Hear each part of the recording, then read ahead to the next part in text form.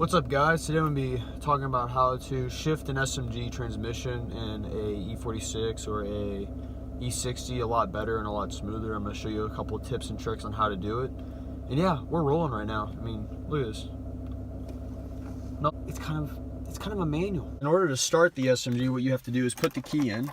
Make sure the key's pushed in. Just put your foot on the brake. Put this over to neutral. Push this, have your foot on the brake still. That's it. Start it up. And then if you want to go into automatic, all you do is push this over again.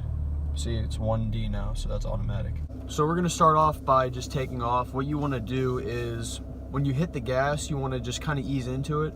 You'll feel the clutch engage with the gears, with the first gear.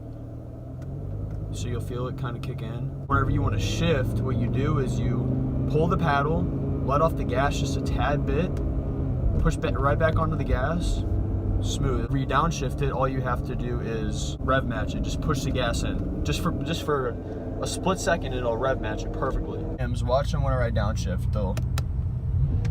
It's because I push the gas in a little bit. You want to do this especially whenever you're redlining it, because that's whenever you can really feel it kick in. If you don't let off the gas a little bit, you'll feel the clutch just pound into the gear. It's not good. It doesn't sound good.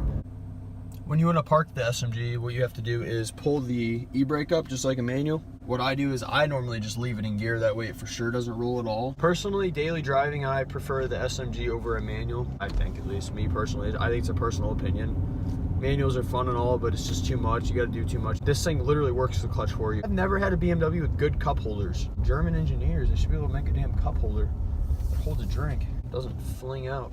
Don't forget to subscribe and leave a like. Thank you.